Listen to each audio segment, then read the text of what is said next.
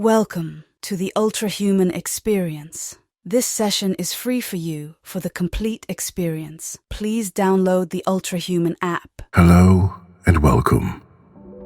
My name is Michael Grant, and tonight we journey up into the Alps with Heidi as she discovers her Uncle Alm. Before we start our journey, take a few moments to make sure you're comfortable. You may want to dim or turn off the lights. Make sure your pillow is just in the right position and snuggle into your cozy blanket. Bring your attention to your breath. Breathe in deeply and let the breath come out through your mouth. Once more, breathe in deep and allow the breath to release through your mouth. Now let your breath come back to its natural pattern of flowing in and out easily. As you breathe in and out, just let go of your day and everything that happened, whatever it was. Feel it seeping out of your body and mind. Your body is still and relaxed. Your mind is serene. Heidi and her aunt Deet have journeyed up the mountain to Uncle Alm's place. On the way, they meet Peter, Uncle Alm's goat herd, and Heidi's new friend. She's had her fill of goat's milk and cheese and has spent the night in the attic in her comfortable bed made of hay. Let's find out what's next on her adventure.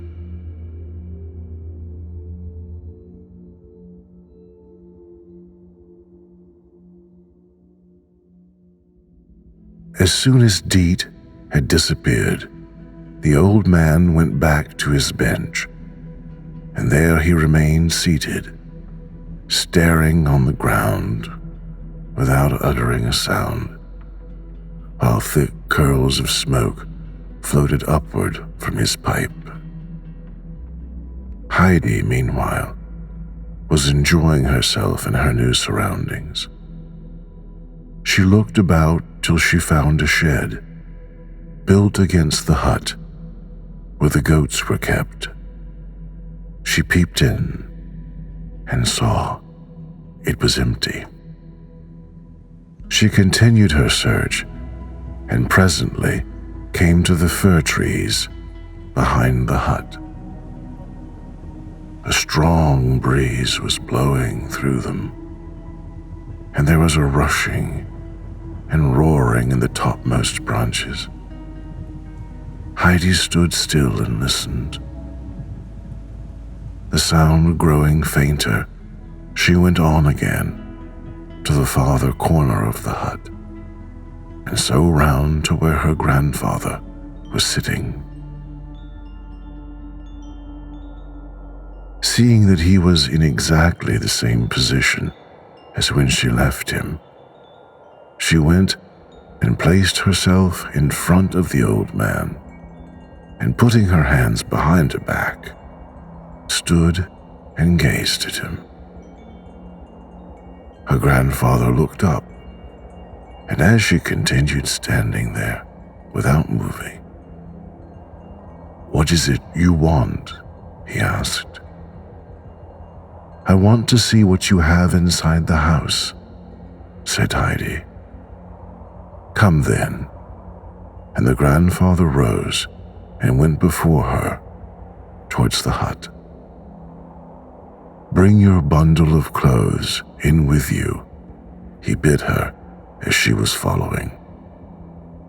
"I shan't want them any more," was her prompt answer.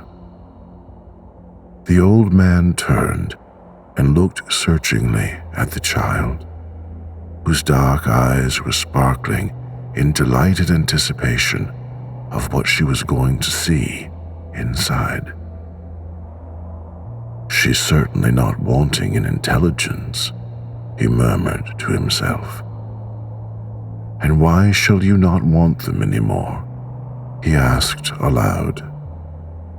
"Because I want to go about like the goats with their thin, light legs."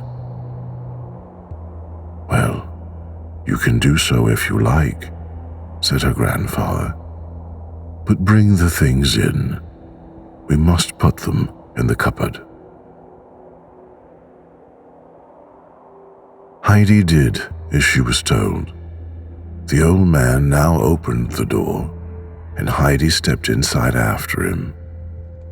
She found herself in a good-sized room which covered the whole ground floor of the hut.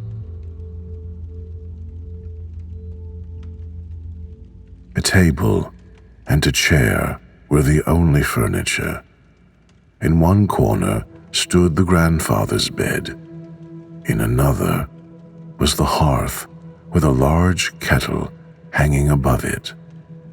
And on the further side was a large door in the wall. This was the cupboard. The grandfather opened it. Inside were his clothes, some hanging up, others a couple of shirts, and some socks and handkerchiefs lying on a shelf.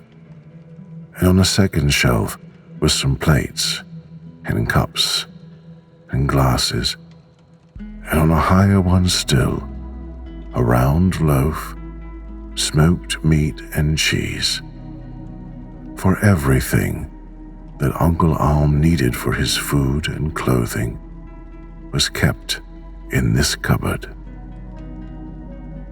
Heidi, as soon as it was opened, ran quickly forward and thrust in her bundle of clothes as far back behind her grandfather's things as possible, so that they might not easily be found again. She then looked carefully around the room and asked, "Where am I to sleep, grandfather?" "Wherever you like," he answered. Heidi was delighted and began at once to examine all the nooks and corners to find out where it would be pleasantest to sleep. In the corner near her grandfather's bed, she saw a short ladder against the wall. Up she climbed and found herself in the hayloft. There lay a large heap of fresh, sweet-smelling hay, while through a round window in the wall, she could see right down the alley. "I shall sleep up here, grandfather," she called down to him. "It's lovely up here. Come up and see how lovely it is." "Oh, I know all about it," he called up in answer. "I'm getting the bed ready now," she called down again, as she went busily to and fro at her work. "But I shall want you to bring me up a sheet. You can't have a bed without a sheet. You want it to lie upon." "All right," said the grandfather, and presently he went to the cupboard, and after rummaging around inside for a few minutes, he drew out a long, coarse piece of stuff, which was all he had to do duty for a sheet. He carried it up to the loft, where he found Heidi had already made quite a nice bed. She had put an extra heap of hay at one end for a pillow, and had so arranged it that, when in bed, she would be able to see comfortably out through the round window. "This is capital," said her grandfather. "Now we must put on the sheet. But "Wait a moment first." And he went and fetched another large bundle of hay to make the bed thicker, so that the child should not feel the hard floor under her. "There, now bring it here." Heidi had got hold of the sheet, but it was almost too heavy for her to carry.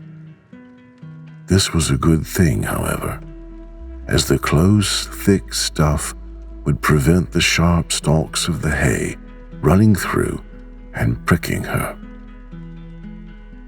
The two together now spread the sheet over the bed, and where it was too long or too broad, Heidi quickly tucked it in under the hay. It looked now as tidy and comfortable a bed as you could wish for, and Heidi stood gazing thoughtfully at her handiwork. "We have forgotten something now, Grandfather," she said after a short silence. "What's that?" he asked. "A coverlid. When you get into bed, you have to creep in between the sheets and the coverlid." "Oh, that's the way, is it? But suppose I have not got a coverlid," said the old man. "Well, never mind, Grandfather," said Heidi in a consoling tone of voice. "I can take some more hay to put over me." And she was turning quickly to fetch another armful from the heap when her grandfather stopped her. "Wait a moment," he said. And he climbed down the ladder again and went towards his bed. He returned to the loft with a large, thick sack made of flax, which he threw down, exclaiming, "There, that is better than hay, is it not?" Heidi began tugging away at the sack with all her little might in her efforts to get it smooth and straight, but her small hands were not fitted for so heavy a job. Her grandfather came to her assistance, and when they had finally got it tidily spread over the bed, it all looked so nice and warm and comfortable that Heidi stood gazing at it in delight. "That is a splendid coverlid," she said, "and the bed looks lovely altogether. I wish it was night so that I might get inside it at once." "I think we might have something to eat first," said the grandfather. "What do you think?" Heidi, in the excitement of bed-making, had forgotten everything else, but now, when she began to think about food, she felt terribly hungry, for she had had nothing to eat since the piece of bread and the little cup of thin coffee that had been her breakfast early that morning before starting on her long, hot journey. So she answered without hesitation, "Yes, I think so too." "Let us go down then, as we both think alike," said the old man, and he followed the child down the ladder. Then he went up to the hearth, pushing the big kettle aside, and drew forward the little one that was hanging on the chain, and seating himself on the round-topped, three-legged stool before the fire, blew it up into a clear, bright flame. The kettle soon began to boil, and meanwhile the old man held a large piece of cheese on a long fork over the fire, turning it round and round till it was toasted a nice golden yellow color on each side. Heidi watched all that was going on with eager curiosity. Suddenly, some new idea seemed to come into her head, for she turned and ran to the cupboard and then began going busily backwards and forwards. Presently, the grandfather got up and came to the table with a jug and the cheese, and there he saw it already tidily laid, with the round loaf and the 2 plates and 2 knives, each in its right place. For Heidi had taken exact note that morning of all that there was in the cupboard, and she knew which things would be wanted for their meal. "Ah, that's right," said the grandfather. "I'm glad to see that you have some ideas of your own." And as he spoke, he laid the toasted cheese on a layer of bread. "But there is still something missing." Heidi looked at the jug that was steaming away invitingly and ran quickly back to the cupboard. At first, she could only see a small bowl left on the shelf, but she was not long in perplexity, for a moment later, she caught sight of 2 glasses farther back, and without an instant's loss of time, she returned with these and the bowl and put them down on the table. "Good. I see you know how to set about things. But what will you do for a seat?" The grandfather himself was sitting on the only chair in the room. Heidi flew to the hearth and, dragging the 3-legged stool up to the table, sat herself down upon it. "Well, you've managed to find a seat for yourself, I see. Only rather a low one, I'm afraid," said the grandfather. "But you would not be tall enough to reach the table, even if you sat in my chair. The first thing now, however, is to have something to eat, so come along." With that, he stood up, filled the bowl with milk, and placing it on the chair, pushed it in front of Heidi on her little 3-legged stool, so that now she had a table to herself. Then he brought her a large slice of bread and a piece of the golden cheese and told her to eat. After which, he went and sat down on the corner of the table and began his own meal. Heidi lifted the bowl with both hands and drank without pause till it was empty. For the thirst of all her long, hot journey had returned upon her. Then she drew a deep breath. In the eagerness of her thirst, she had not stopped to breathe and put down the bowl. "Was the milk nice?" asked her grandfather. "I never drank any so good before," answered Heidi. "Then you must have some more," and the old man filled her bowl again to the brim and set it before the child, who was now hungrily beginning her bread, having first spread it with cheese, which after being toasted was soft as butter. The 2 together tasted deliciously, and the child looked the picture of content as she sat eating and at intervals taking further draughts of milk. The meal being over, the grandfather went outside to put the goat shed in order, and Heidi watched with interest while he first swept it out and then put fresh straw for the goats to sleep upon.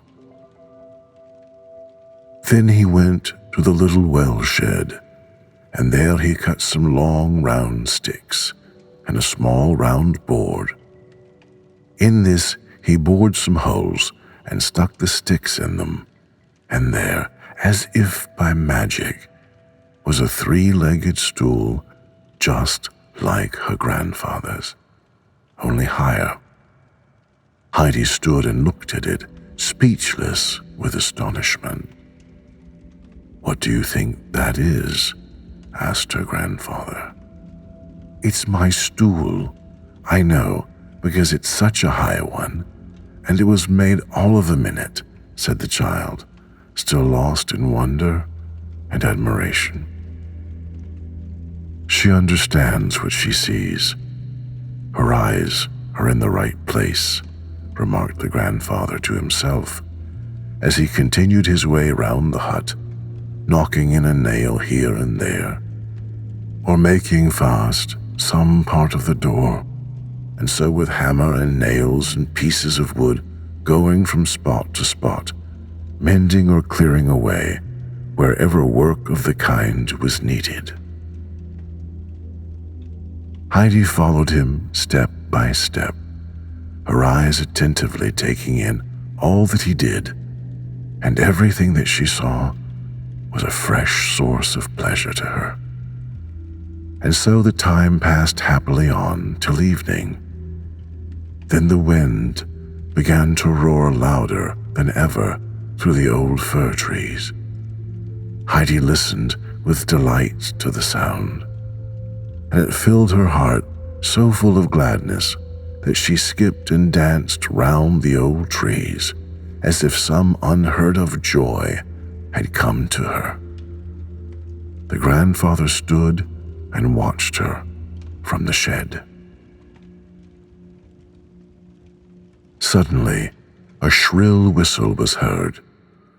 Heidi paused in her dancing, and the grandfather came out. Down from the heights above the goats came springing one after another, with Peter in their midst. Heidi sprang forward with a cry of joy and rushed among the flock, greeting first one and then another of her old friends of the morning. As they neared the huts, the goats stood still, and then two of their number, two beautiful slender animals, one white and one brown, ran forward to where the grandfather was standing and began licking his hands, for he was holding a little salt which he always had ready for his goats on their return home. Peter disappeared with the remainder of his flock.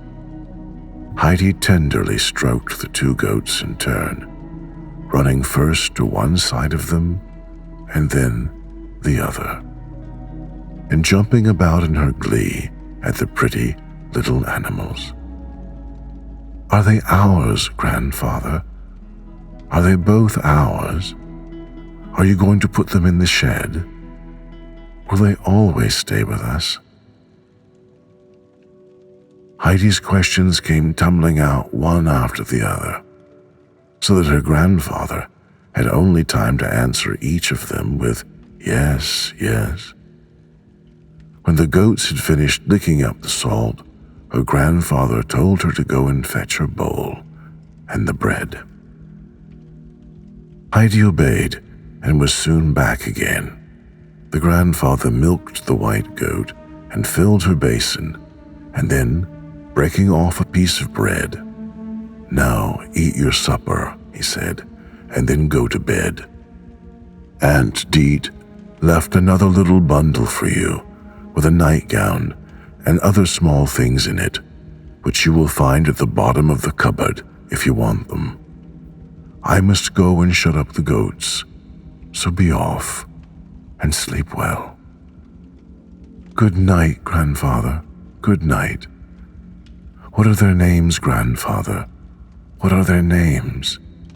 she called out as she ran after his retreating figure and the goats.